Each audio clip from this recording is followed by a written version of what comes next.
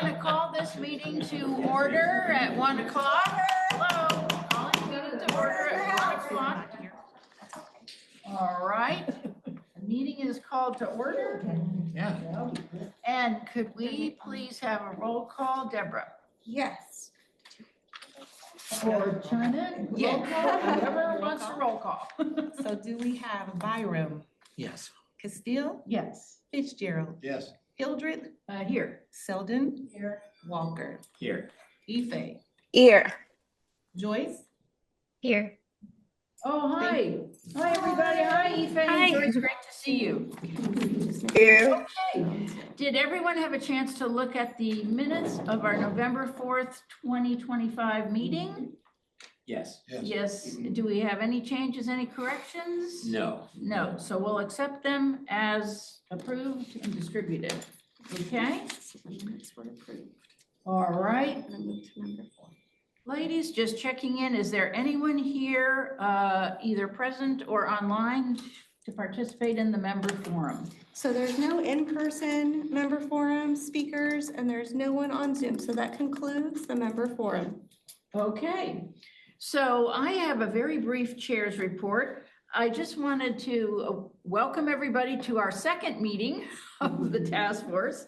And we have lots of ideas. We've gotten ideas from our task force members, from some of our residents about this. And one of the things we want to do today is really try to focus down on what we can really accomplish in what is a fairly short period of time. And we also want to make sure we have a project ready for our fellows. We're thinking about you. We're working on that. Well, we're getting there. We're getting there. I wanted to thank Kelsey Clymer, who is not with us today, on all her work on providing all this material. We're going to look at the metrics of all the different departments, as well as more information on the designated use amenities. And I know Jeff is going to be sharing some thoughts with us as well. Thank you, Jeff. And it's just great to see the engagement here. So we don't have unfinished business at this point. Hopefully, maybe sometime we will have unfinished business. But now on to new business. And I think, Jeff, you're going to present this information that Kelsey prepared. Yes, I will do my best, Kelsey, impersonation here. We're going to go through the presentation. It's on the screen and in your packet. Again, we are focusing on community services, and that department includes resident services, counseling, golf, facility and vehicle maintenance, recreation, custodial services, transportation, and fitness and aquatics. Not all of those will be included in your evaluation here, but that is all that falls under that umbrella. So if we look at starting off with recreation here, up at the top right-hand corner, it talks about the current adopted budget, which is 1.7 million in change. There are 13.5 full-time equivalent staff, and the cost per manor per month based on the adopted budget is $18.93. So some of the things that they provide include excursions, enrichment programs, special events, and clubhouse reservations.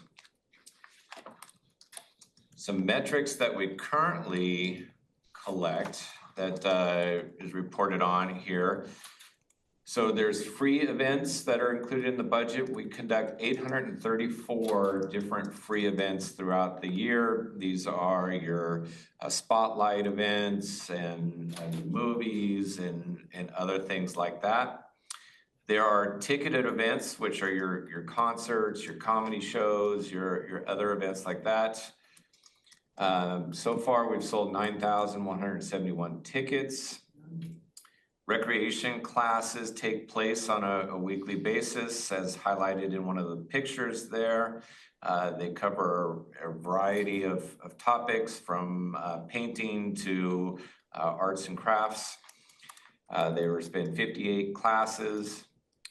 They do 1-day excursions, so you'll see the bus leave in the morning and it returns that day. There's been 83 different excursions with 2,604 attendees. Clubs and organizations, active clubs they manage in terms of providing space for. There's 167 different active clubs currently. And they also oversee and manage 14 different designated use amenities, which we'll talk about in a later agenda item. Reservation hours, total reservation hours this year. This is the time that clubs and private residents have completed bookings and the length of their total reservation, over 40,952 hours of reserved time.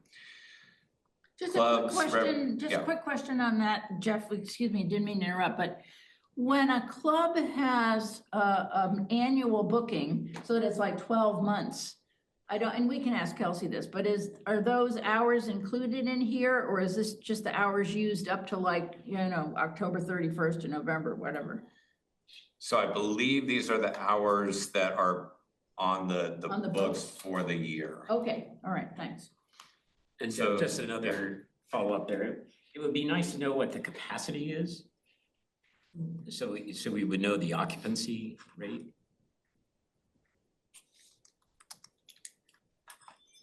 Okay.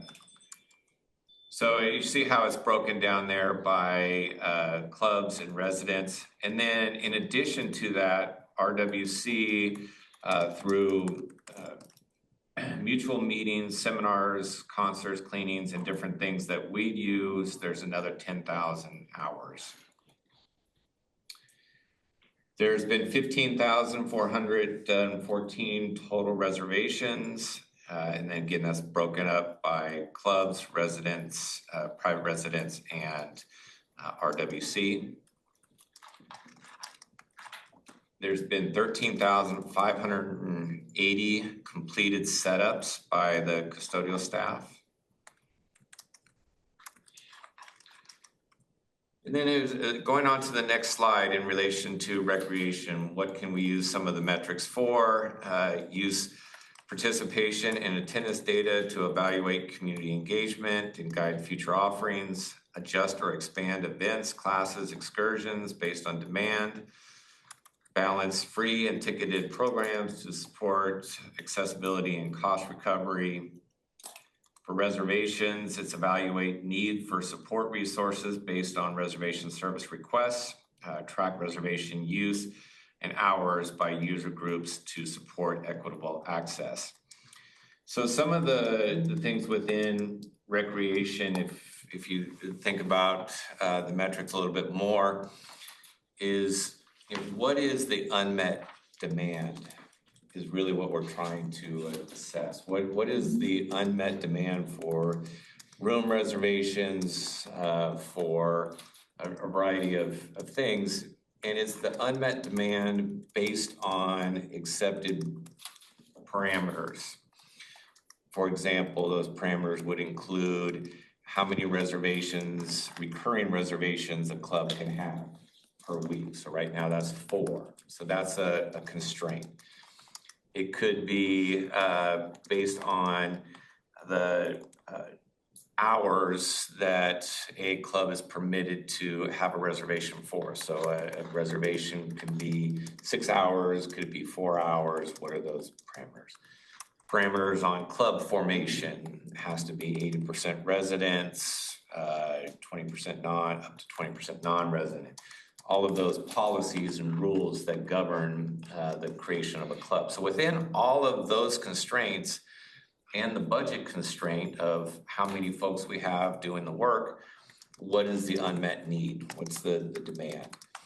So that's something that we need to generate and kind of bring back for consideration. How many room reservations have we not been able to honor based on those constraints? Is it 1,000? Is it 100? Is it 10? And what constitutes not meeting a request? Is it we're not able to meet a specific date or location, or time. And, excuse me, and right now they're not tracking that. They're not tracking the We have no's. some data on that. So I asked them to put some of that together. So we'll have to bring that back. But if we can offer an alternative date, time, or location, and they turn it down, does that qualify as a denial? So there are some parameters that we need to kind of think.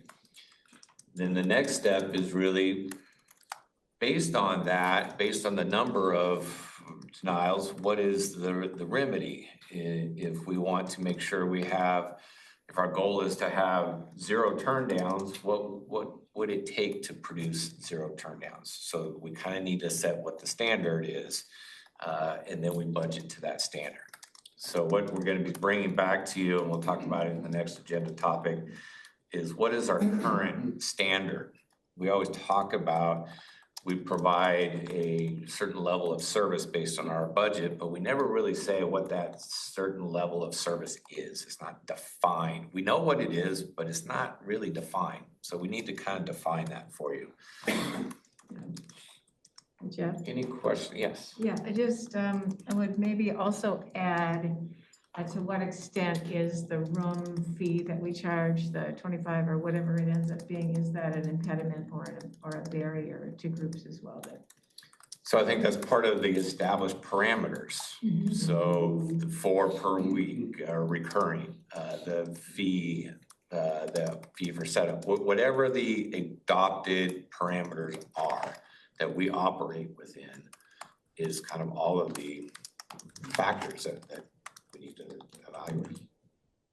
One thing that keeps coming up is with setups, are they correct? Are they somehow, is there a miscommunication? Yeah, we'll get into that in the next slide here with custodial. That would be, something to look at. So if we're ready, under custodial, there's a total budget of 2.1 million, 16 full-time equivalents. They work 2 shifts per day, 7 days per week, 365 days a year.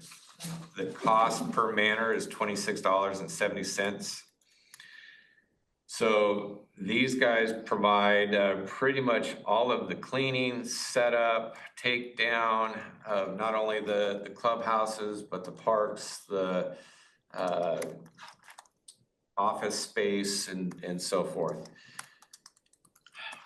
There's weddings, performances, club meetings, private parties, community events, and all the mutual meetings as well.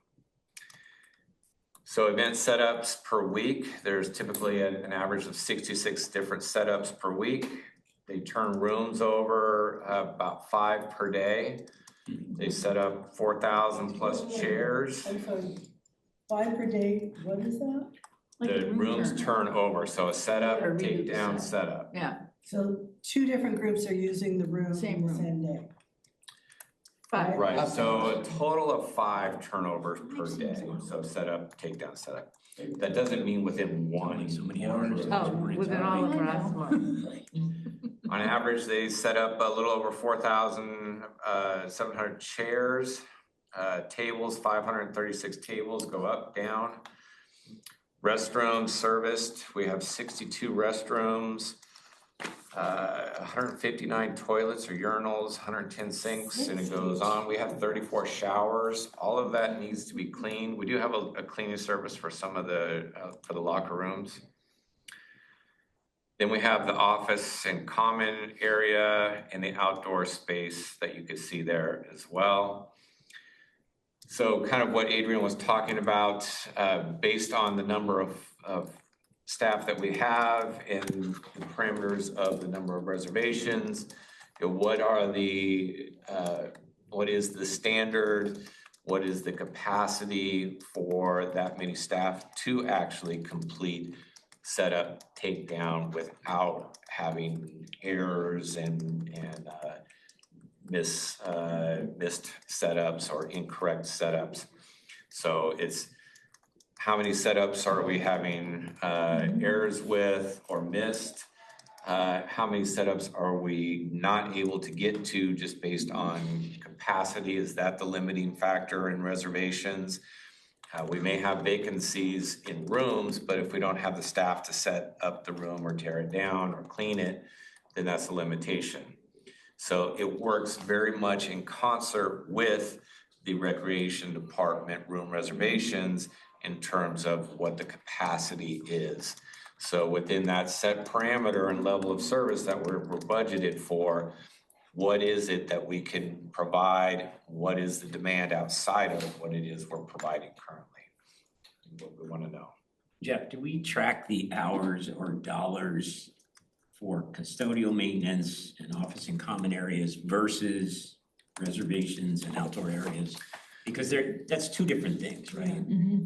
So there's outside of room reservations, we don't currently. It's all kind of booked together under one umbrella. But custodial and office and common areas would be kind of set, wouldn't it?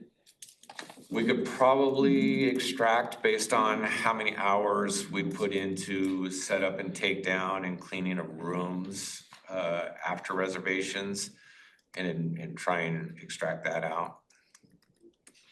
Would help to determine capacity.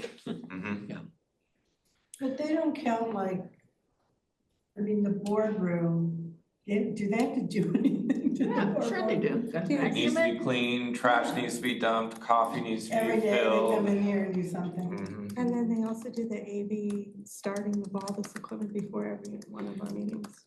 Just one Is it- other thing to mention is that when you mentioned, Deborah, about the AV, the custodial staff this year has begun doing some very basic AV support too. Well, that's not new this year. We've been on a downward trajectory of what custodial does Oh. AV wise. Believe it or not, they Oh, used to okay. be our AV techs. We didn't have AV techs. Some balance has changed there. Something's changed. And that's okay that it's changed. It's just, it's not, so you wouldn't reflect that in the custodial, that's more reflected in the AV techs. Right, and we'll get to them. Okay. I don't know if we have a separate slide for them, but Yeah, I yeah, don't think we have two AV techs. They do the shows, they provide the more complex. Custodial will do to the level of setting up microphones, PowerPoint, that sort of thing. They'll set it up, check in with you, make sure it's working, and then they leave. AV tech will kind of stay and make sure you're running. And there's a different fee associated with it. Oh, I'm sorry, Ted has a question. Go ahead, Ted. So how much wiggle room is there for if somebody's sick? You know, I mean, there's a lot of stuff that they do all over the place. And then the other part of that question is succession.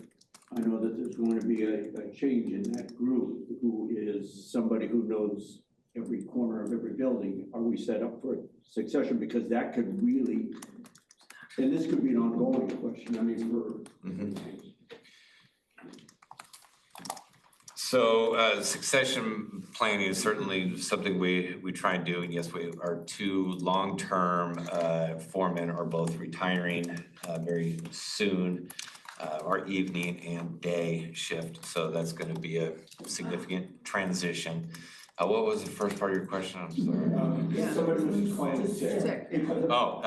That's why we have a significant overtime budget within custodial.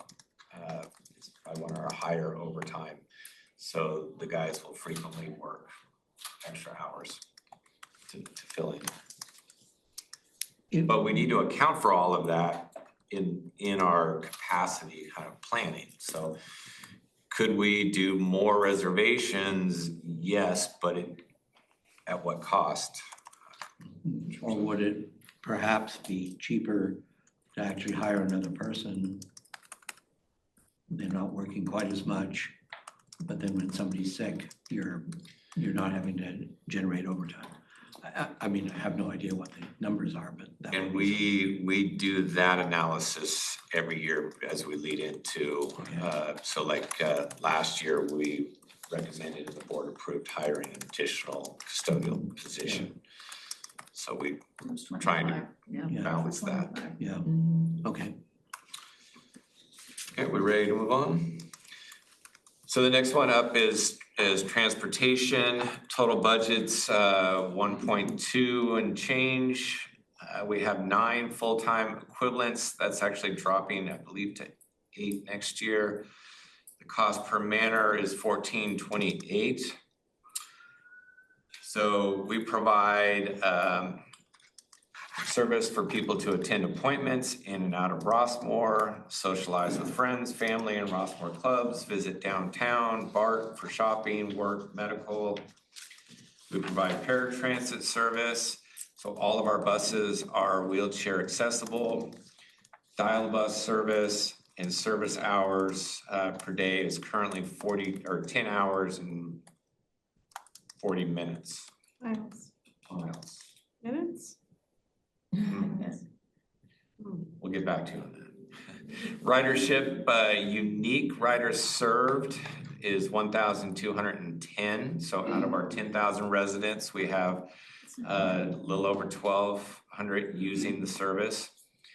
Paratransit users is 174. We do register paratransit service providers, so we know who they are in advance. Our average rides per day is 150 plus or minus 750 per week. Right now we are Monday through Friday, 3,000 per month and 36,000 per year. That number has fluctuated significantly over the years. We had a high of probably about 120,000 one-way trips during our peak, and then we went, as low as about 18,000. And we've been steadily climbing over the last couple of years. The main challenge has been, since the pandemic, staffing of the service, but also since our peak has been the evolution of things like Uber and Lyft and other services that people utilize as well. The average miles that we drive per year is a little over 70,000, put on about 53 miles per day. And our total service hours with 5 buses in service is 8,442. You can see the number of trips to downtown that we offer, a little over 9,000. And the average cost per trip to go downtown is $28.98. Wow. Wow. How do you figure that? So if you look at how many people and the hours, and we do a cost per hour. So it's kind of a formula that we use. We do reporting to CCTA because this is also covered through a Measure J grant that we get for our downtown service. So that includes the driver's pay. Yeah, operating cost. Okay, but that's actually less than the average price per ride. If you take the total budget, 1.2 million, divided by 36,000 rides, that's $35 a ride. So I'm sort of. A lot more than an Uber ride. Yeah, now. I mean, in any case, yeah. A lot. Could I just ask a question about the unique riders? So are we noting that these are 1,210 unique individuals? Or do we track repeat users? And I don't necessarily need to know who, but is unique absolutely unique? So how we track unique, and this would be the same for like the fitness center and so forth, is unique individuals. So 1,200 plus people use the system. Now, they may have used it numerous times, they may have used it once, but 1,200 different people use the It'd system. be a very interesting number to know. Which number? The number that are Consistent. regular users. Yeah, Users per month. I've used it once. Yeah, In the and last Mary has, go ahead, Mary. On the trips downtown, is that a round trip or just a one-way? Those are one-way, I believe those are just, because every ride we say is the one leg of. So it could be a trip back from downtown. Also, Right. yeah. So the 28.98 is one way. I need to confirm with her how she measured that, but I believe so. So theoretically, if it's $57. So transit is extremely expensive to operate, whether it's a public service, whether it's, private service. And the challenge with transit is finding the sweet spot where you manage cost, but yet you're efficient and you're convenient enough that people will use it. So if we were trying to lower the cost and it made the service less convenient, then you even further jeopardize your ridership, so it becomes more costly. On the other side, if you increase the availability, you shorten your ride times, you shorten your response times, it costs more to operate, so you always are trying to find the sweet spot within transit services. So some of the things we're looking at is what is the demand for, what is kind of that unmet demand for transit services? What is the interest in different types of service?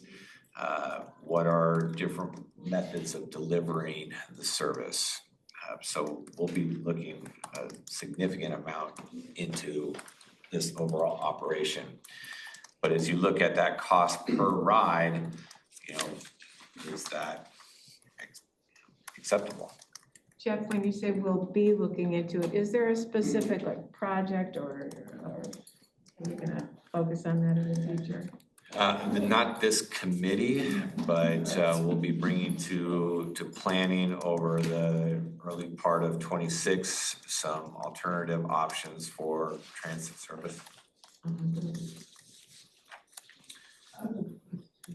That survey that went out, and how did that land? Did you get a resolve on? We were able to get that pulled, so they took the link down. But is it something that could be helpful? Not in the form that it went out in, but potentially in the future, if we work with them to get it revised and have beneficial information and questions asked, it could be. We'll be talking to planning about that next week. Okay. Okay, so any other questions about transit? So fitness. It's a big item. Yeah, it is a good idea. So fitness, the operating budget's almost 1.4 million, 12.6 full-time equivalents. That includes personal trainers, our management staff, the front desk staff. Cost per manor is $13.15 per month. They do cardio and strength training. We have cardio and strength training machines, personal training offered. There's free group fitness classes and specialized classes. Some of the information, average daily entrance into the fitness center is 678. This is probably our most used amenity. Average new users per month, 230. Average peak visits per time of day, peak day. So our peak time is between 9 and 11 is when we have the most visitors. The average orientations that we do is 92. That's done with our staff. There are 13 clubs that utilize the fitness center and teach classes or hold events there. That represents 1,300 to almost 1,400 users. Clubs offer 42 different classes per week with an average of 15 people. The highest club, so there's one club that has 57 average attendees. I bet that's Qigong. You got it. Our fitness and personal training, we have 32 paid classes per week, 61 free classes per week. We average 24 in those classes. Let's see, average unique personal training clients per month is 215. Average personal training hours per week is 74, and these are all paid trainings. Average personal training hours per month is 323. So some of our classes are water aerobics. This is with Kathy Steen. She's a contract instructor, 30 participants.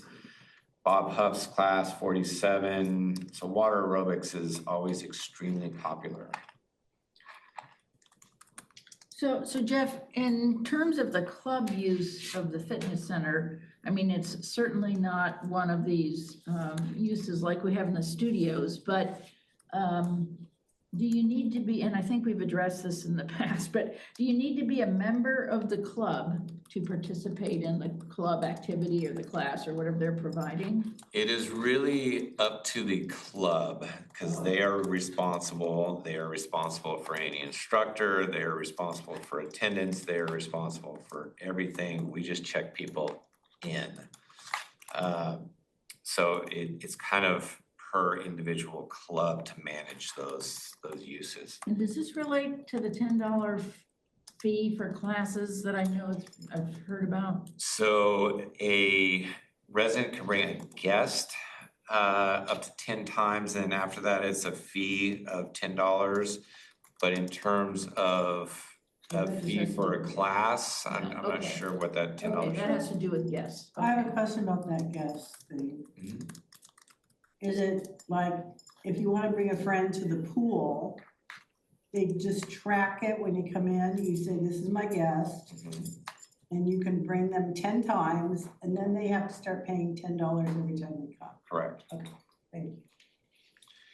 So some of the level of service that we would be talking about is, are we meeting the demand for classes? Is there kind of a backlog of people trying to get into classes? Right now, we have free classes. It's not like you start and then 6 weeks later the class ends. They're ongoing. Is there people that aren't able to get into classes?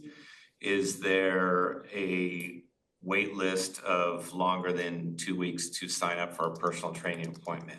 Is that based on time, based on individual that you're looking to have a training session with? What are the factors that kind of determine that?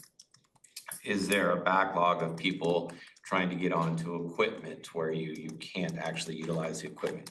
So some of those are the metrics that we would use to be able to say, we need to have more yoga instructors, or we need to have more personal trainers to meet the need. And then the question is the cost to provide that, that's paid for by every member, a reasonable expense to add? Jeff, I didn't see unique users for the fitness center. I think that's something that's tracked. We through used the follow-up. to report on that. It should The be average pretty daily straightforward. entries, 678. A lot of Are new users considered Yeah, I know. unique? No, let me see if I can get that number. Yeah, something is going on. Big. Really? Fire? I don't know, it has to be that many sirens going on. Something's going on. Oh, it's crashing out there. Okay, Be careful driving around here. I do. I do. Take my time. 3288 Terra Granada is on fire. Oh, no, where? Anybody live on Terra? 3288 Terra Granada. Adrian, did you leave the French fries going? 3288. yeah, it's What kind of mutual one? 70. It's mutual 70. That's good, you got that. Yeah. That's Yeah, something far from where it I says am. here, working commercial fire. So, Okay, well, if I get any updates, I'll let you know. Aquatics is almost $1 million budget, 11 full-time equivalents, which is really broken down into many seasonal guards as well as some full-time guard staff. Cost per manor is $12.32. Talk about expensive things to operate. Pools are probably one of the top of the list in terms of just equipment and maintenance. But anyway, we have the 3 pool facilities. We have the 2 outdoor, the 2 indoor as part of TICE plus the spa. There's 1 club that utilizes the facility, and then they have 26 current members. The average daily or monthly attendance at dollar is 69 and 2,139 per month. Hillside is 55 and then 1,705 per month. Some of those vary significantly by season because of family swim time up at Hillside. That will change that a little bit. In winter. But you're not reporting. So our outdoor pools close at the end of November and reopen the beginning of March. You're not reporting on the TICE, am I missing something? The TICE pool? So those are actually reported with the fitness center because it is the entry through the fitness, so we can't really separate that. Yeah, that makes sense. It would be great. You have to a separate separate it. fob to No, I get into the understand, but it'd be pool. great to see that. So $1 million for the. Yeah, because they come in either through the Right. locker rooms or through the other entry. So the outdoor pools are almost like, yeah, a lot more than the business. Well, that budget of almost $1 million includes Yeah. TICE pools, even though I'm Oh, not it reporting does. this. Oh, okay. Mhm. I mean, I look at that and I'm thinking, this is not something that's really very easily dealt with a KPI type of thing. It's kind of like the streets. I mean, it's there, it's gotta be maintained. It's clearly part of what the amenities are. Yeah. And so if I look at sort of things that are where a KPI would be useful, this is not one of them. Well, so you can look at, especially outdoor pools, what is the use, the peak use during the various times? Is it worth keeping them open as late as we keep them open? What is the use during that time? What is the use? There's always been kind of this clamor to open them longer and during the winter. Is the use and demand worth that time frame? In the summer. You know, if we are looking at use of the lap lanes or for aqua aerobics and we're not able to meet the demand, then are you in the future ever looking at additional expansion? So you can look at it that way as well. Makes sense. So the outdoor pools, are there lifeguards there? So we guard during family swim time and we have guards that do chemical checks, but on a day in and day out basis, the outdoor pools are not guarded. That is a fairly new thing, and it's strictly because staffing lifeguards is virtually impossible. So Understood. But then the hours of operations then, flexibility may not be that difficult since we're not trying to schedule a lifeguard. you're keeping the pool still at the same temperature. It's not like you turn the power off. So it's just a matter of having somebody put the covers on and close it down type of thing. Now during the winter months when we do shut it down, that would be a significant cost difference. Okay, counseling services, just under $500,000, 4 full-time equivalents, including 3 licensed clinicians and 1 reception. Cost is a little over $6 per manor per month. They do individual and family counseling that's limited in the number and scope. They provide a ton of resources and information, provide support groups, do home visits, long-term care, and offer a number of special events. The average counseling session length is 45 to 50 minutes. support group types. They have 6 different support groups that they do. And they do 10 different special events throughout the year. Therapeutic sessions, 569. Support group participants, 247. Total event participants for those 10, 1,365. Information and referral contacts over the phone, walk-in, email, home visits. Total referrals is just over 16,400. Wow, that's a good bang for your buck. Talk about unmet need. I don't know how we would gauge if there was unmet need. So I think this is one where your unmet need would be based on the fact that we have 3 clinicians. The parameters are max of 4 sessions, so it's not long-term counseling, it's short. If there was demand for more, so you couldn't get in to see a clinician within a reasonable time, if they couldn't do the wellness visits, that sort of thing. So, or if they weren't able to do the community activities that they do. I mean, a good KPI here would probably be, how long does it take to initiate an Appointment or something. appointment? I mean, if it's more than 2 weeks, then probably Unmet demand. it's really truly unmet demand. And then, That'd be relatively you easy to get capture. into- That'd be relatively easy to capture, I Yes. would think. And then kind of the parameters of that is it the day, the time, the clinician you're looking to meet with? So some of those parameters. Golf. This one's a little challenging in terms of the breakout of cost and so forth. So you see the budget, then total of 21 and change staff. That includes the landscape folks, the pro shop, the range workers and so forth that are part-time on call.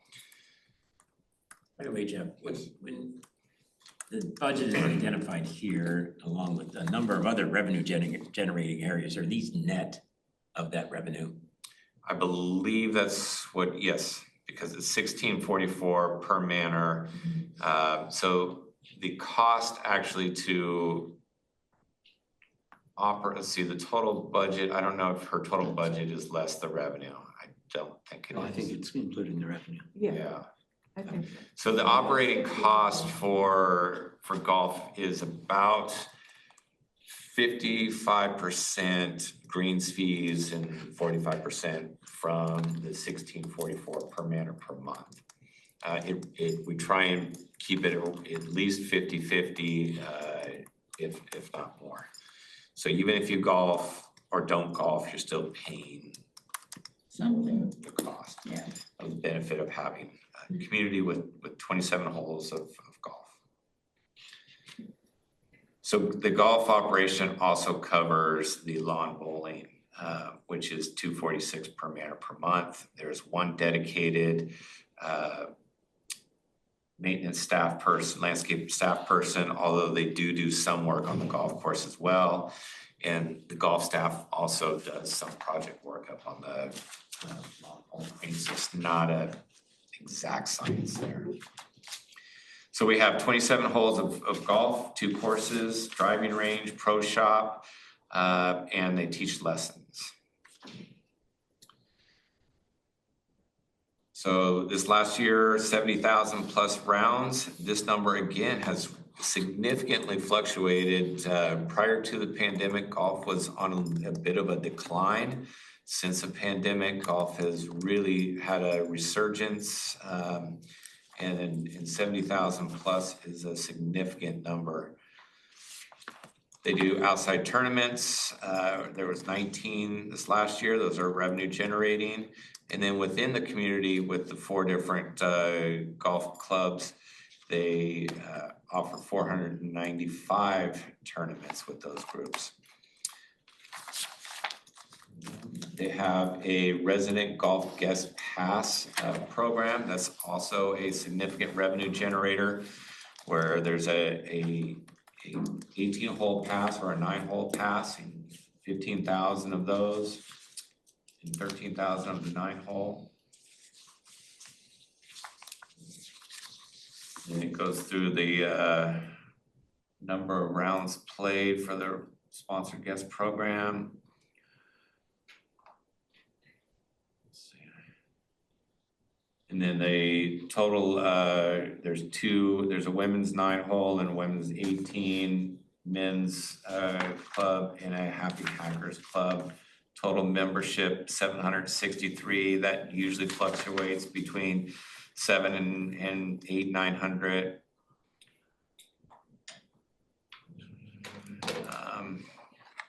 So this one, and I think your main focus is again on the level of service. Are people able to get tee times?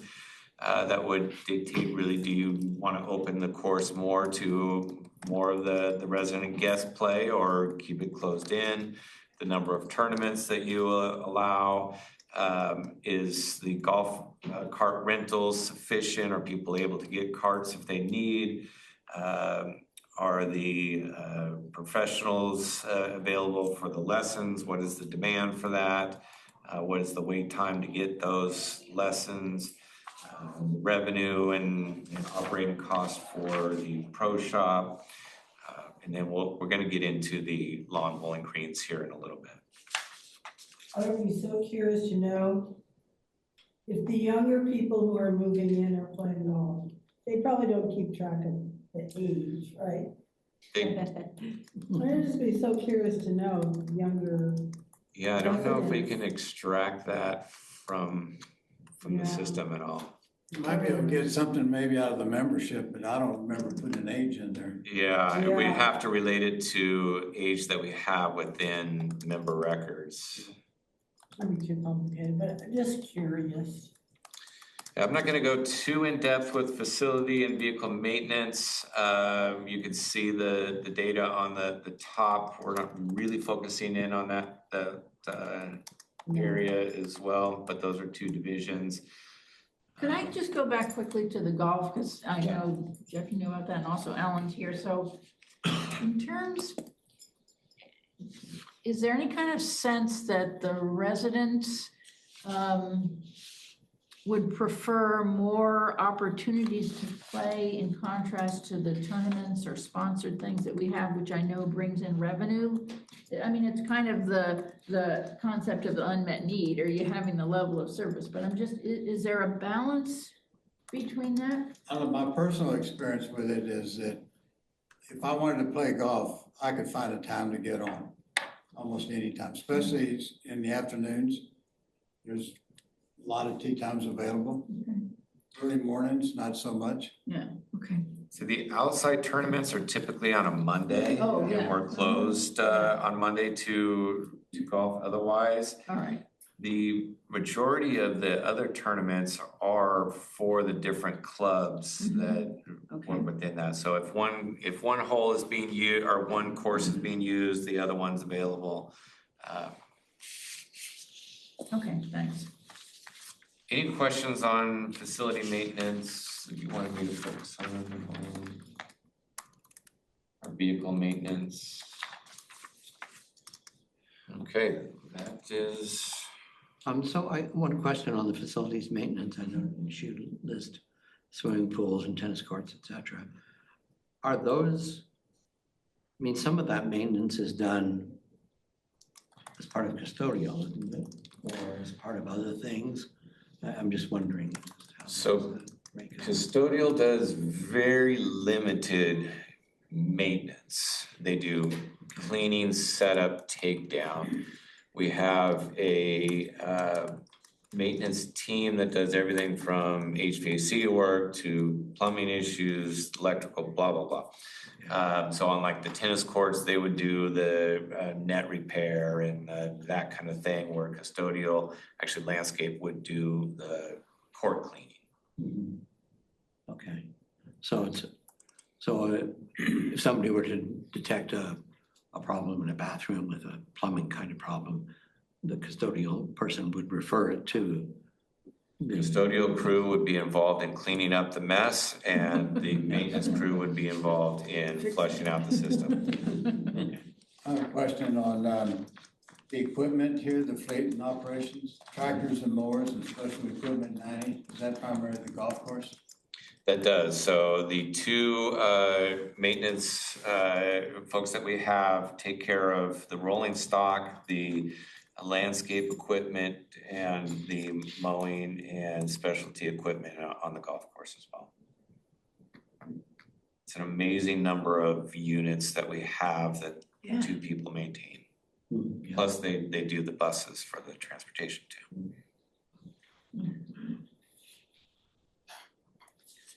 Okay, any other That's questions? That's A it. lot of information here.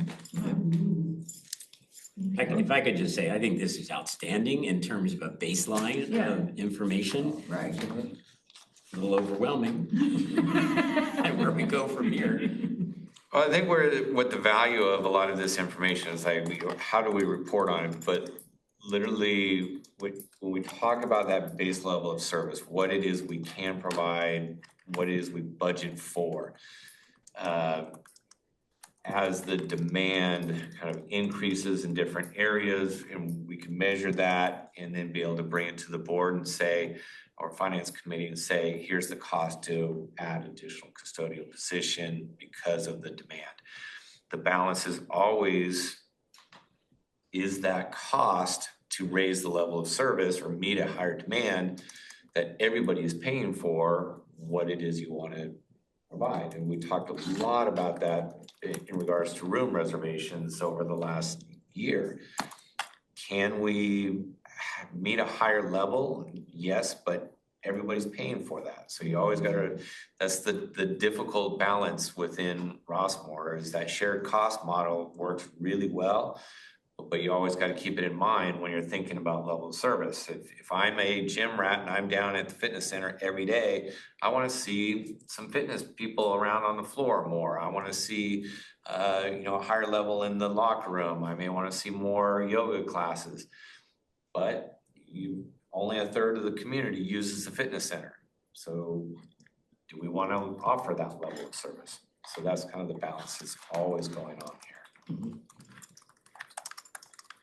Go ahead, Nancy, and then we'll see, maybe Jeff has launched into item 7B. Little, But sorry. go ahead, Nancy. No, that's okay. Yeah, I think that one of the kind of invisible areas in Rossmore is what the clubs produce and add to our Rossmore experience.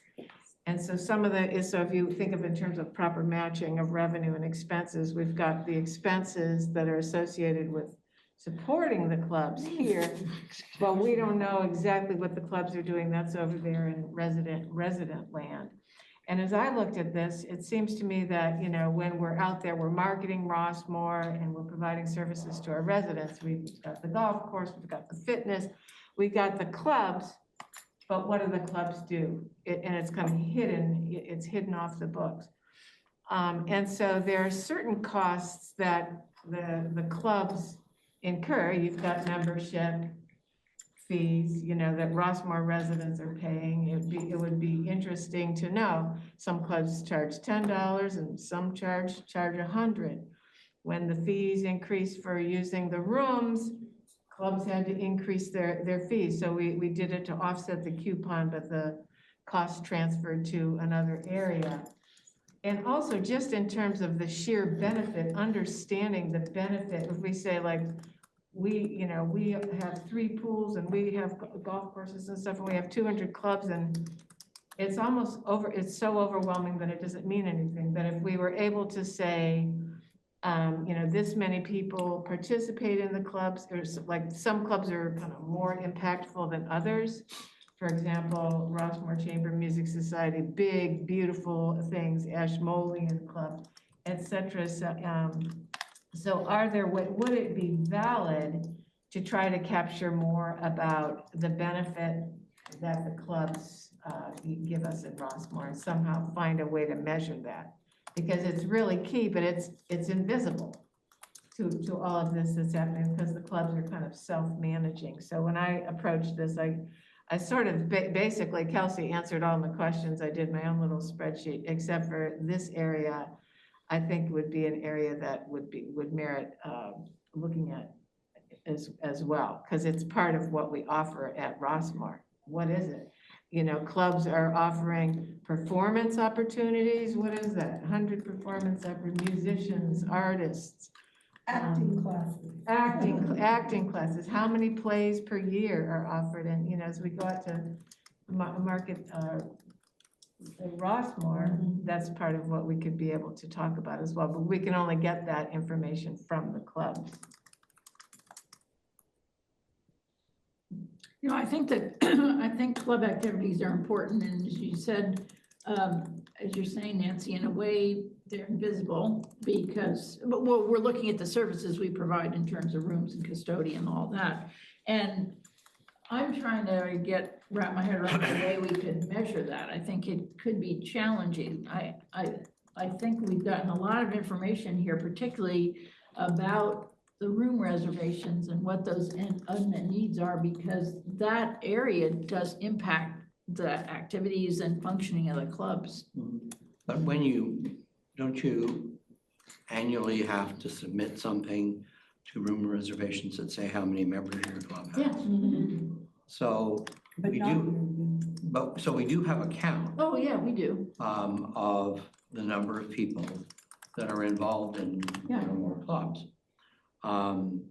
So that gives us some sort of a basis. I mean, it's Yeah, we it's have a that. proxy of Yeah. actual involvement.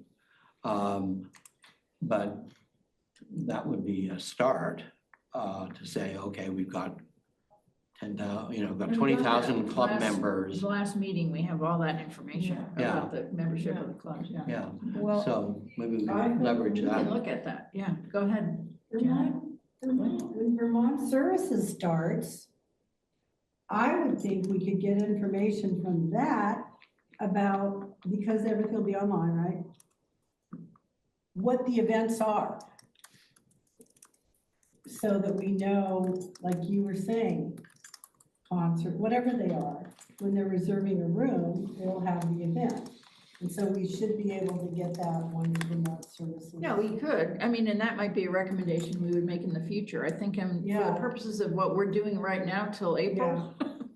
I mean, you know, getting to utilize Vermont systems will be great in the future, but it's not gonna impact what we can do. But anyway, I go ahead, were you gonna say something? Go ahead, Nancy, Yeah, I and then was we'll just move gonna tag on onto to that, Jeff, like- because I'm watching the time here. So we would, just like we did with this, what does the club produce? What is the fee? What are your programs? What type of programs? How many programs a year? How many people are active? When you have a show or presentation, how many people attend that show? What are the number of people that are reached each year outside of your club membership? What rooms do you meet in? Have you encountered capacity issues? Does room reservations hamper your club's ability to accomplish its mission? And how does your club measure success? None of those it would mean clubs would have to respond to our questionnaire, which is its own challenge, but most clubs will know that. We do 4 concerts a year, 200 people come to our shows. So now we have, you know, that kind of information. So I guess I just don't understand the benefit of dealing with clubs and their operations. The issues that I'm aware of with the clubs is getting the appropriate room size and room reservations for their events, so they can schedule their events out. And they ran into some snags this last go round, and it creates problems. And other than that, the club will live and die by how they're run and whether they have attendance at their functions. And they pay, and you know, you set a fee for their club, and if you want to join, join. If you don't, so what? You can live in Rossmore and not be a member of any club. So If I could just tag on one thing to that, is one thing we talked about last meeting was non-resident participation in clubs. That's something that we That's should be different, tracking. yes. Yeah. Yes. So we have never tracked or managed or funded clubs. So we don't manage them in any function. We have rules that the board has adopted policy related to what qualifies a club to be a recognized club, and therefore they get the benefit of rental reservations and can announce some stuff in the paper. That's about it. Otherwise, they are independent entities. And I want to be really careful that we don't get into managing the clubs. If you want to set up or talk about policy of what a recognized club has to do to be a recognized club, but in terms of data we collect, any management, I think we want to be very, very careful of keeping that separate. Just my 2 cents. One comment and we're gonna move on. Okay, yes. To the point, I'm not suggesting that one would manage the clubs, but to your point about so what? So what, it's one of the main things offered by Rossmore and supported with our whole infrastructure. And we're not capturing the benefit of that. And it would be good to know in terms of, like our marketing task force, the new website and stuff like that, rather than just saying, oh, there's 200 clubs and people can do a million things. That's like saying nothing. It's like, what are the important things that they offer, and can we get at that a little bit more? Because for some people, clubs are their whole Rossmore experience, and to push it off to the side and be like, they're self-managing, we don't get into their stuff, they live and die. But are they frustrated? Are they thriving? Are they having everything that they need from Rossmore? And do we know what they're feeling and what they're doing for us overall? So that's my question. Okay, Dwight, you wanted to say something?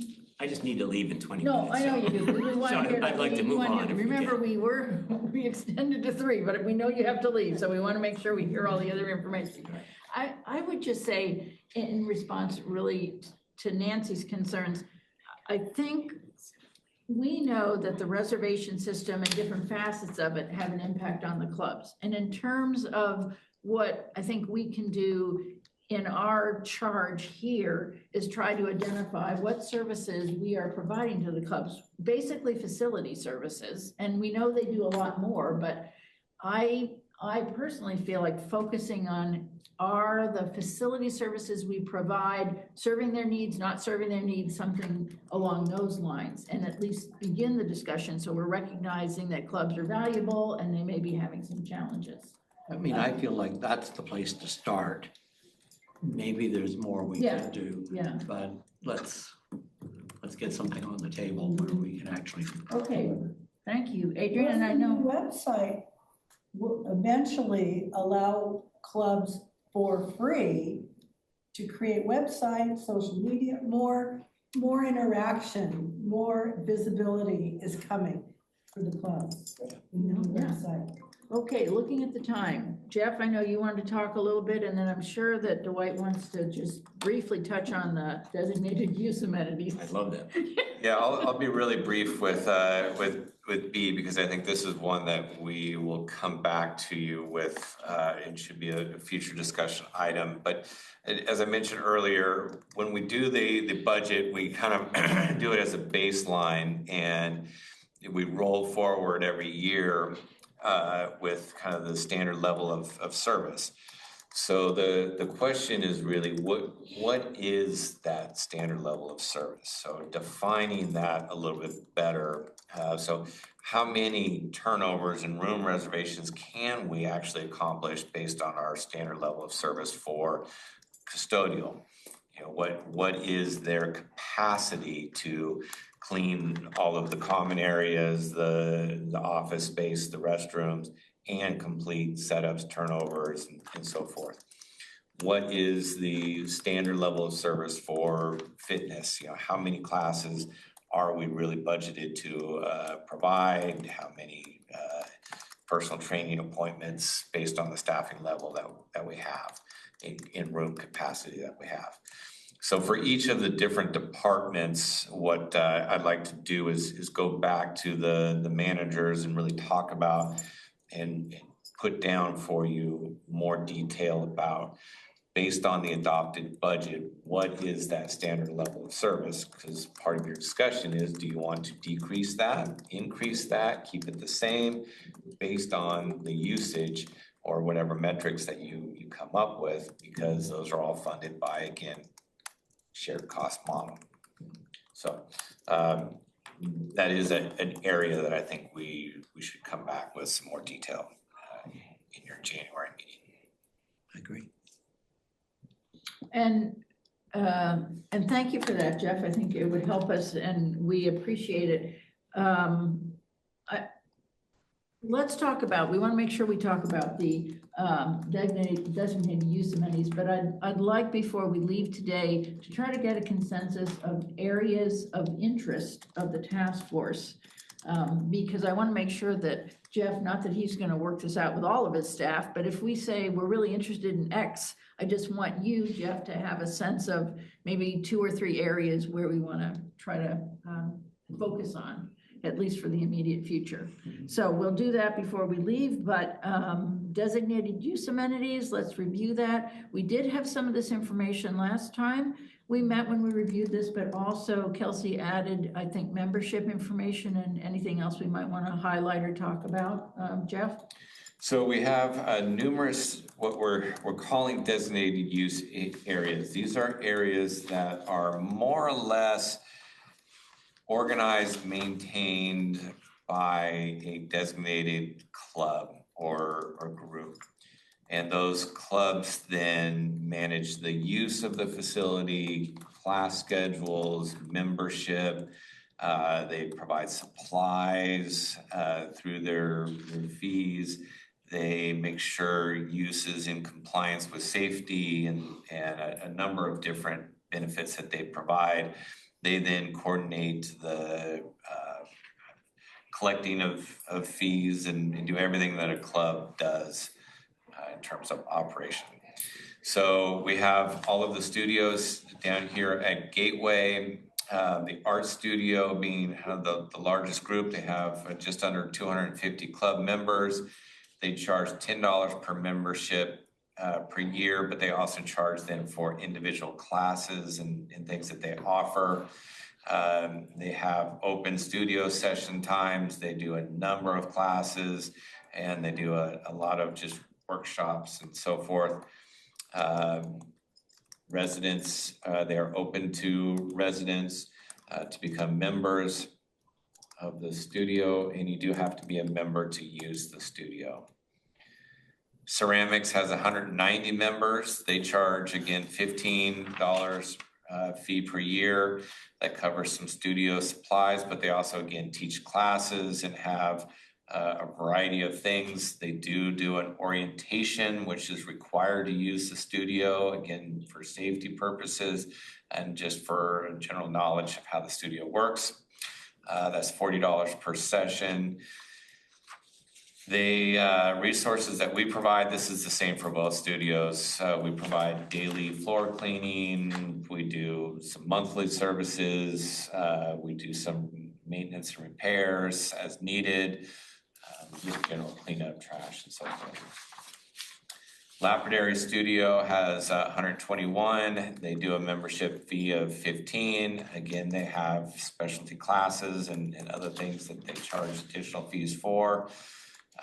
You do need to be a member in order to use the studio, but any resident can become a member. Some of the studios do have, especially I think Ceramics has a wait list to get in just because of space capacity. Sewing, 282 members. That includes 9 non-residents. They have a $10 membership fee. Again, they offer a variety of different clubs. They have a quilters and knitters and crocheters, needleworkers, and so forth. We provide, again, basic cleaning services daily. The wood shop is a little bit different. They're not really a club per se, but they do have supervisors. They do organize. They do supervise use of the facility, and they always have a supervisor in the shop during open hours to make sure that people are trained and oversee use of any equipment there. We provide basic maintenance of the equipment and cleaning of the facility. Billiards room, Jeff, just a second there. So in terms of participation in the wood shop, I didn't get a feeling for, is it only like 55 or 35 people that use the wood shop? it is a fairly small number of individuals that actually use the wood shop. And so one of the things that struck me, and also with ceramics, the amount of square footage that's devoted to a designated use club would be really important to know. Wood shop is huge for 35 people. I just have to say, pardon me, Dwight, that, like when they do their knife sharpening, have you ever been down there? No, I understand. I mean, I'm saying that I don't use it. I don't use it for, I'm not a wood shop person, but similar to like performance for the clubs. I don't know, I was just down there one time for the knife sharpening and I was blown away by the amount of The people. services they offer are amazing, but I think it's just one of those things to monitor. Yeah, no, I understand, yeah. Right, and it's like, these are particular types of clubs or groups who get facilities all paid for. That's why I was bringing up but there's other types of clubs that are paying or maybe getting squeezed out of space, et cetera. Yeah. But you gotta have skills. I mean, same with ceramics. You can't go in there if you don't know what you're doing. Well, let's keep going through all these and have some, because there may be some broader questions we have about this designated use in general. The billiards room, right? Okay, billiards has 99 members. They charge a $20 fee, which provides some basic upkeep of their equipment. This is one that's kind of gone up and down. They're in the middle of a little bit of a resurgence in terms of use of the facility. We provide weekly cleaning and some assistance in partnership in maintaining some of the tables. Computer Club. The Computer Club is one of the largest clubs that we have. They have 1,090 members. That includes 54 non-residents. $15 membership fee. They have the open studio that they provide resources for. They also provide house calls and some training and support for residents. So they provide a real valuable service. A non-club member can utilize the computer room. Yeah. But again, knowing the square footage used for what benefit, I think is important. We can get that, we can ask to get that added. I think, just in my experience, although I am a member, I've never had any service or gone into the computer club or anything like that where anybody has said to me, are you a member? So I feel like it's pretty open to residents. Okay, the library here at Gateway has 41 club members. Those 41 really are the folks that volunteer to provide the services. They have hours every day except for Sundays. They do book sales at the farmer's market. They have a speaker series, and they are open to all residents that are interested in checking out a book or audio, video resources. Jeff, do we have fob readers in any of these designated use? We do not. But we do in fitness. Fitness is the only place, and then golf is staffed. But for our facilities that are not staffed, it's really either you sign in or stuff like computer or the library or the studios. It's really just how they are maintaining user logs. And are fob readers that expensive? They are not that they're that expensive. Overall cost and installation and then upkeep is, it's definitely a expense. But if we're going to track use and make sure use is more by members or lessees, it is an area that we have to expand into. That could also include rooms. So when people check into use a room, it would be a lot easier to control use of rooms and so forth. We'll actually get accurate numbers unless they were fobbing and refobbing. I don't know. Well, it also makes it feel a little like a surveillance state. Mhm. I would find it. No, I think the studios are You an know, I interesting mean, part of the concept. idea is it's a welcoming community. You're welcome anywhere. And I feel we've got to be careful about balancing. I would agree, but with designated use amenities, Yeah. I feel a little differently, because we're spending a crap load of money Money on it, yeah. for specific use. A lot of square footage thing. Yeah. And a lot of Yeah. stuff. Yeah. So, yeah. Well, I can't wait to Should- hear needs to about the be lawn bowling though. Thought through. Yes. Just because, I mean, the lawn bowling, I just have to note, it's the only exclusive use amenity with a dedicated operations budget. I mean, we're supporting these other ones, but this has a dedicated operations budget. And a big clubhouse. So lawn bowling is one of the original amenities. It is included in the trust agreement. It is one of the amenities that says we can charge a fee for use similar to golf. However, we don't, because there's been a little bit of back and forth, but the cost to actually staff, collect, and Not worth it. No. manage, it really outweighs the benefit. There are 3 greens. 2 greens are typically in use at a time, and 1 green is left to rest, so they don't get worn out. They currently have 129 club members. There is, as was just mentioned, a mat house there that has a social room as well as a locker room. It is, again, one of those of a few that is a exclusive use amenity that is covered in the operating budget. This question on that, lawn bowling, part of the golf covers some of that maintenance. Is that the only maintenance? We have 1 dedicated full-time maintenance person there, although when they do seasonal type maintenance, the full crew may go up there, and the 1 guy that's dedicated up there does also work on the golf course. That cost in that budget that covers that. Budgeted to, yeah. So the membership is kind of fluctuated between, you know, the 120 to 150 range. They do tournaments. They do similar to golf, like a home and home tournaments with outside organizations. You can use the lawn bowling greens, but you have to go through at least a training program first. You don't necessarily need to be a member of the club, but before you can get onto the greens and use them, you do need to go through a training course, because there is a pretty delicate manner that you need to use in order to prevent damage. Bocce courts, there's a couple of different uses in clubs that utilize the bocce courts, but 476 members of the bocce club.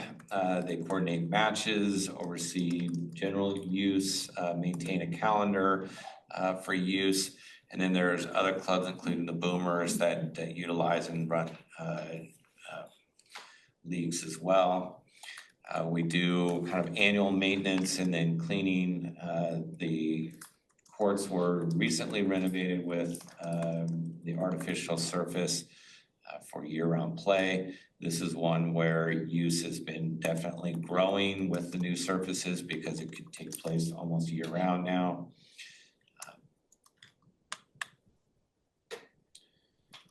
Los Trampus room is somewhat of an exclusive use type, is dedicated for the performing arts groups. There's over 1,000 club members that comprise of many different groups. They somewhat manage themselves in terms of the room. They also contributed towards some of the equipment, the risers, the lights. They oversee use of the equipment more so than any other area that we have, because they have productions that they set up those equipment for. So somewhat of a managed but still exclusive type use for that, for performing arts groups. And just to clarify, the groups using the room, if they were having a performance there, they would be able to charge tickets for the performance if they Yes. wanted to, okay. And then table tennis, 450 plus club members. They do have 4 non-residents that are legacy members. They charge a $15 membership fee. You do not need to be a club member to play. There are designated times for non-members to come and utilize the facility. But they provide some oversight to contribute to the upkeep and maintenance of the equipment in there. We provide daily cleaning, floor cleaning, and so forth. Tennis courts and barbecue area is somewhat managed by the tennis club, 200 plus members. They charge a fee. Again, you do not need to be a member of the club to utilize the courts, although there are specific times dedicated to club use for either tournament play or team practice, but there are also designated times and or courts available for drop and play. Same is true for the pickleball courts. They have a 600 plus members, $25 membership fee. They do a lot of the scheduling of the facilities based on level of play. But again, you do not need to be a member in order to utilize the courts, although there are specific times that it is club use only. Rossmore Community Gardens, this is outside the gate. There is 180 club members. I believe they still do have a wait list. There's an initiation fee and then a fee based on the size lot that you have. And the club maintains the facility. We do things like restroom cleaning, weed abatement, some well maintenance and so forth. But most of the overall upkeep is done by the club. RV lot has 105 spaces, currently 96 are leased. The space is exclusive to the member leasing the space. The designated parking spot, there is a per year fee for each designated spot. It is not market rate, but it is meant to at least cover the cost of the operation of the facility and more.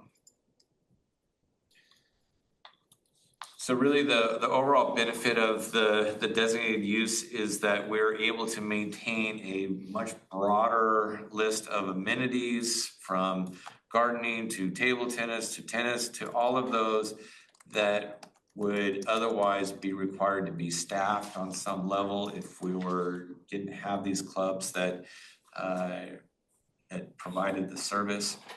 So there is a significant benefit. There's a benefit, I think, that you could say that in terms of the value of Rossmore, even though the usage may not be as high for some of them, the fact that we can say that we have this broad breadth of amenities adds value to the overall community as well.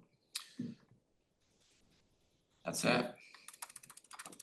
Well, I think, go ahead, Nancy, and then I had. So I'm curious, like, for example, the table tennis building, Rossmore built that at some point, right? So like, let's say there was a group of people that said, we would like our own building to do whatever our activity is.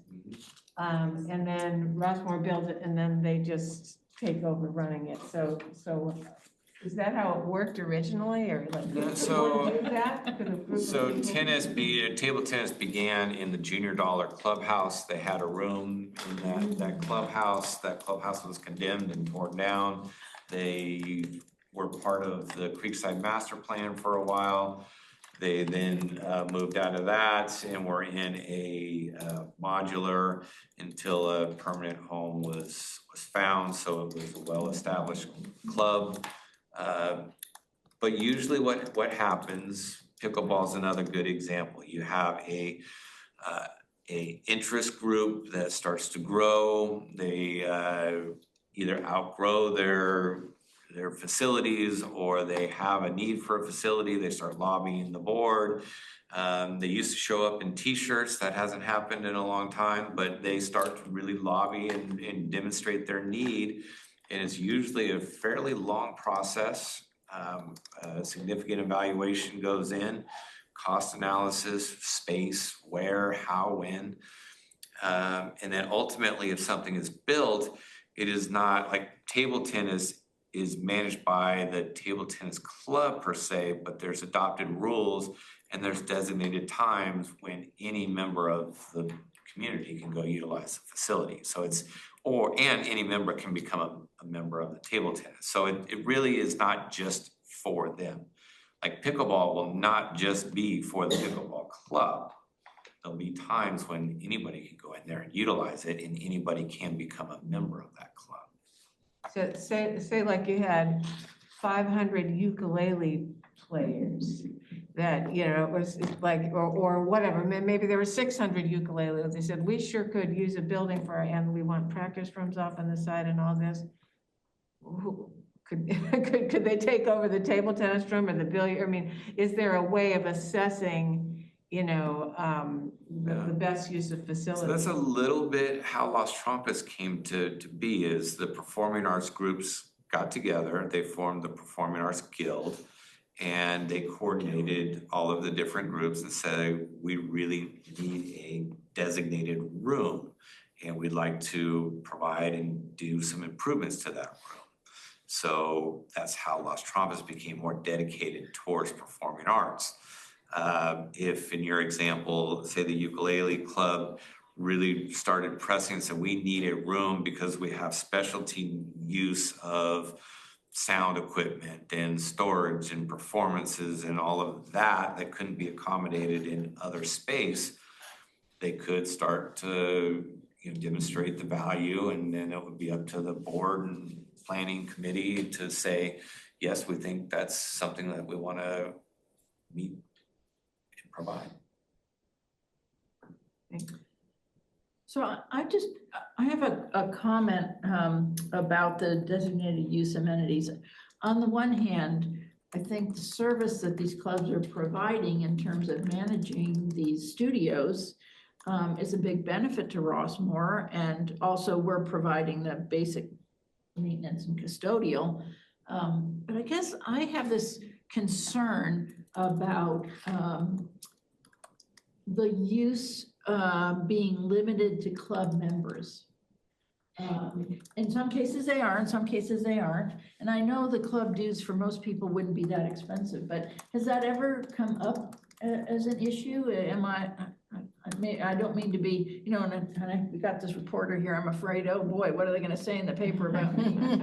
I mean, I'm trying to look at equity, and we are providing these spaces, and even the membership in the club itself, I'm just wondering if that's ever come up as an issue. So as we went through, so let's take the studios, the cost for the membership, it ranges, it's either $10 or $15 per year.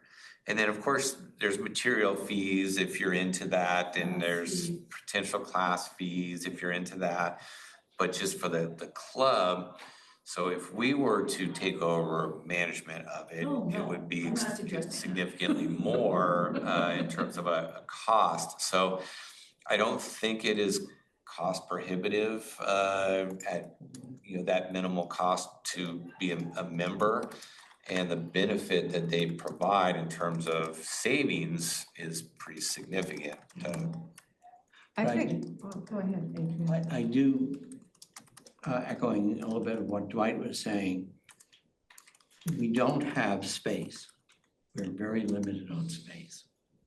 And so the number of square feet that's used by these various different facilities would be useful to measure.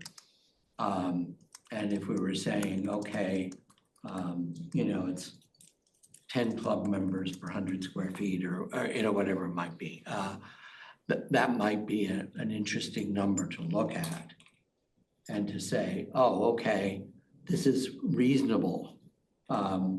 These people are using so much per club member. oh, this one is unreasonable because very few people per square foot. Or this one's lots of people per square foot, so maybe it makes sense to give them more space somehow. And so that square foot, club members square foot per square foot, I think would be an interesting number to look at. And it would be possible, hopefully, Jeff, in terms of this great work that Kelsey did, if we could just add the square footage of the studios, would that be possible, you think? Are you just looking at the Gateway Studios, or are you looking at I think everything. Probably, table I think tennis, at Everything. gardens? Yeah. Well, whatever. Not gardens so much, but where we've got a building. Some are I think where you have a outside, building. Yeah. where you have a building, right? To what purpose though? Yeah, I that's mean, we're not gonna shut down a club because they have, Oh, no, we're not gonna do that. I just think it would be interesting to know. But I mean, We as, might, as, I mean. as, say, a new club shows up and says, we want space, right, dedicated space, how would the board understand whether to give it to them, whether it was fair, whether it was, somehow balanced or not?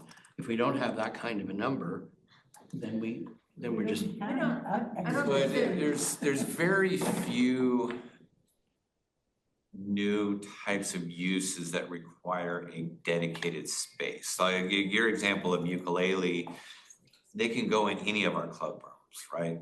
They don't need a designated space because we accommodate them in other ways. Billiards needs a dedicated space, even though they don't have as many users, because you can't just pick up and put a table anywhere, right? yeah. Same with tables. So there's very few new types of uses that wouldn't be accommodated in our clubhouse facilities that can accommodate multi-use type of things. I'm not, I mean, maybe we get an axe throwing club, but Well, they got one down Walnut Creek. You had to Yeah. make a reservation to go to that restaurant and throw axes. Alan, did you want to make a comment? Yeah, the other thing about, like the pool, it takes so much space To have for the a pool, pool yeah. table, Yeah. regardless of your square footage. I mean, that's gonna limit how many right. tables you have. Same way with the woodworking, depending on what project you're working on, you drag a 2x4 about 6 feet long, you gotta be able to swing that around to get it to the saws and things like that.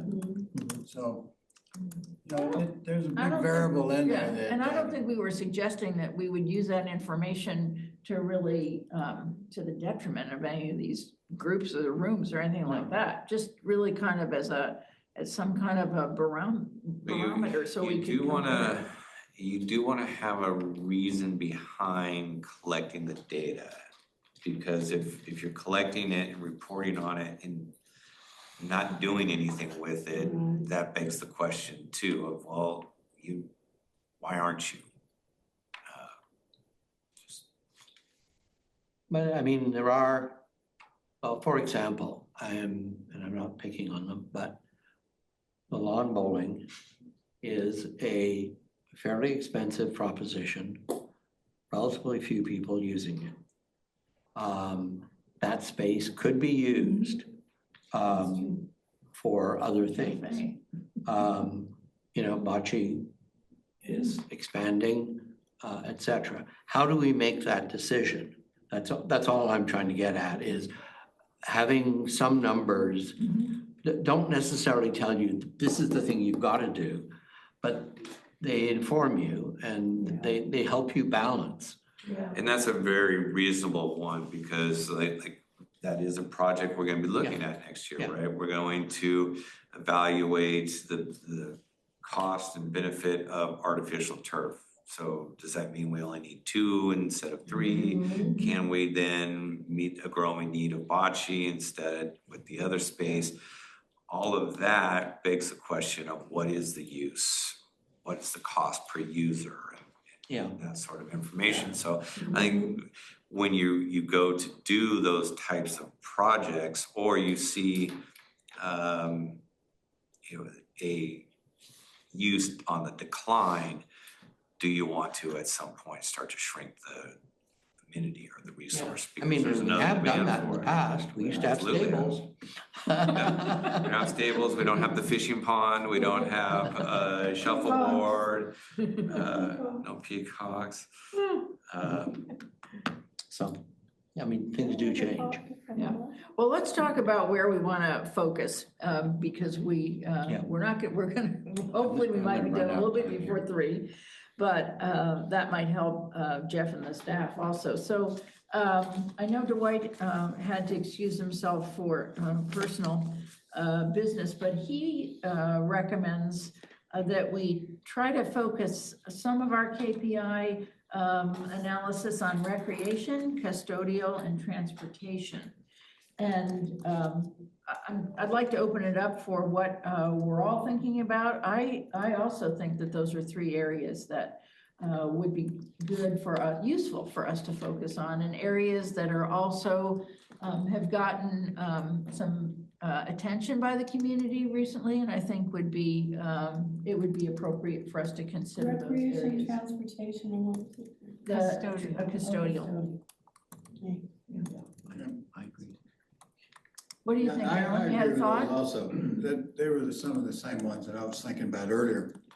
But I did have something, and maybe it's appropriate, maybe it's not for our hospitals.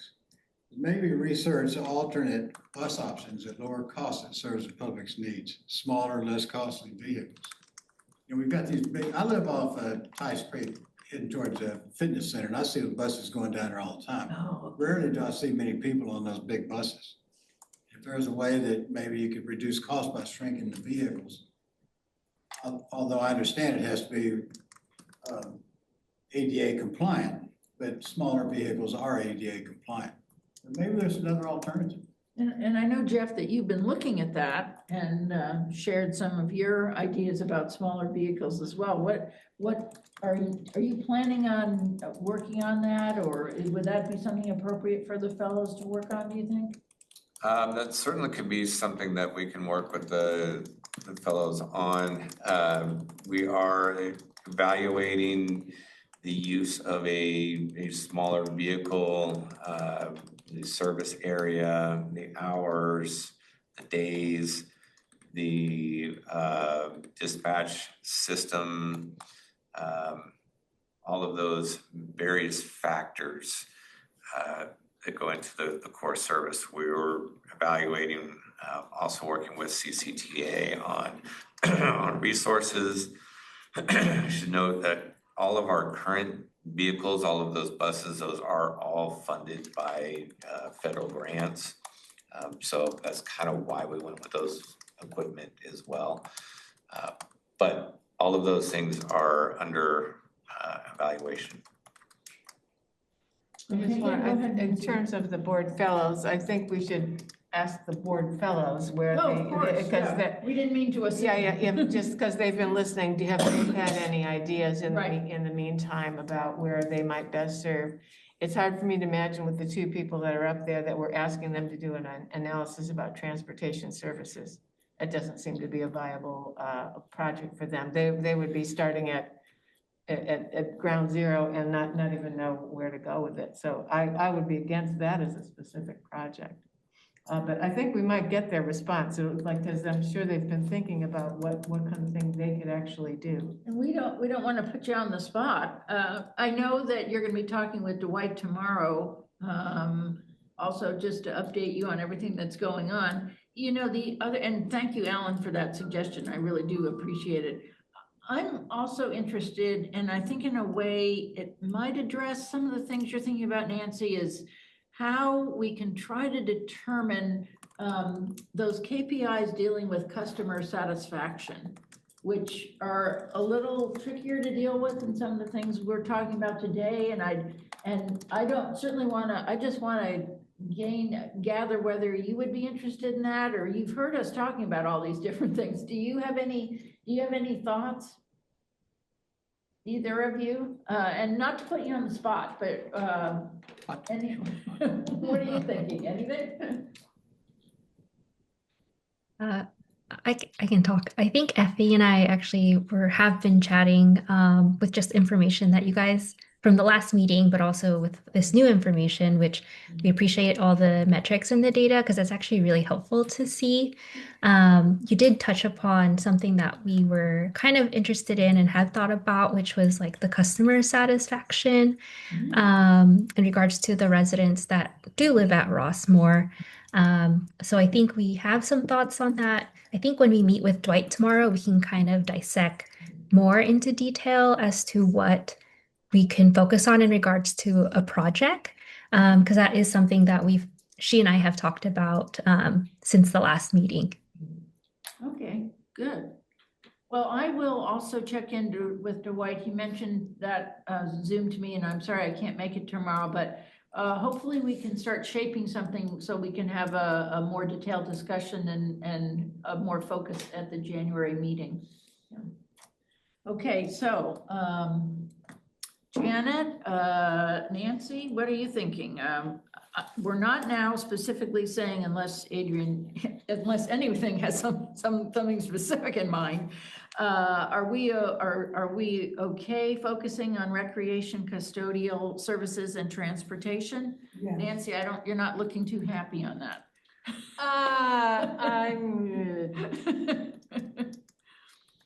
Well, I think, I'm kind of concerned with just looking at like a couple little pieces, because I'm concerned that something might fall through the cracks that's really important, and it's not a complete picture.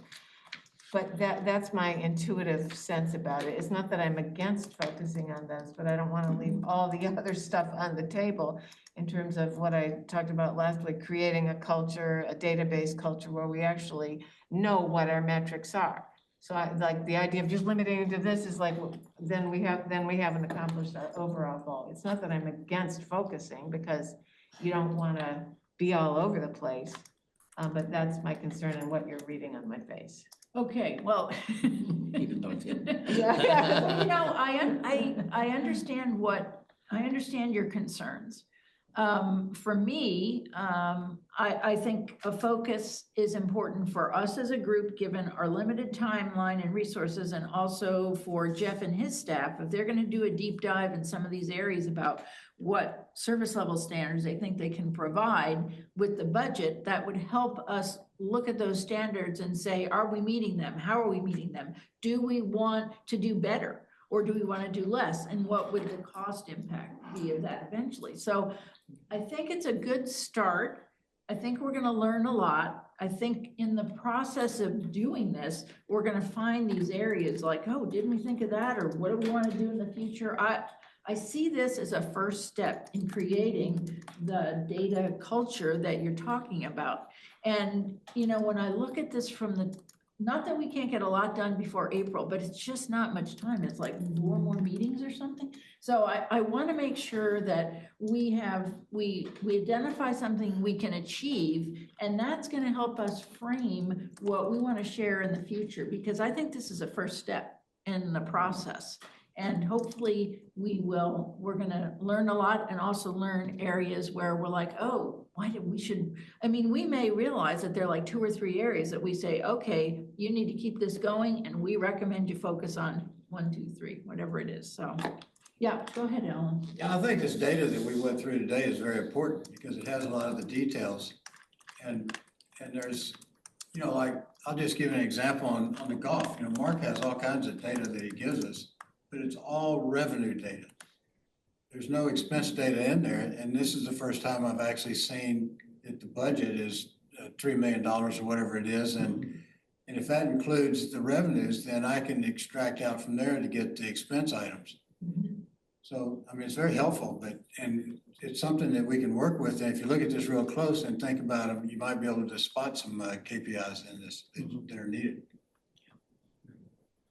Well, and I think staff has a lot of work to do to try and figure out how to capture this data in a manner that works with the NetSuite. Okay, you know, because if you're talking about a data culture, it's all got to be based on NetSuite's abilities. Okay, it has very substantial capabilities of doing KPI work. Okay, and for you setting up your own thing, but it can do the reporting, it can do the capture. And we've got to learn how to utilize that by trying a few examples. Yeah. And then once we figured that out, then we can say, oh, okay, here's how we go ahead and do this, and this. But until we've sort of tried it 2 or 3 times, we don't know what we're doing. Well, I think we have a good sense of where we want to go, and we'll develop our agenda for next time in plenty of time, because we know Deborah's going out of town, but we will be having a fun vacation or fun time off. But we will meet on Tuesday, January 6th. Hopefully, we'll all be available. I know Nancy's going to be out of town. She's going to try to Zoom in. And I think for us to keep moving forward, in that meeting, everybody put your thinking caps on, and the staff will have done some work on this, and we can really try to narrow down where we want to, how we want to focus in some of these areas. Yes, go ahead, Alan. From a process standpoint, let's say that I was looking into one of these and I came up with some ideas or thoughts. How do I disseminate that without waiting for the other next meeting? Well, well, correct me if I'm wrong. I certainly think you can send an email message to everybody on our group, everybody on the task force. And if you'd like us to consider something and talk about it in the public session, we have to get the agenda ready to go or completed for the January 6th meeting by December 19th. Yes, and publication by January 2nd, so. Yeah, but you're gonna be, Prior- Yeah, as soon as possible. But if you have some ideas, let's try, if we, because, 2 weeks prior. 2 weeks prior to the meeting, which would be December 19th.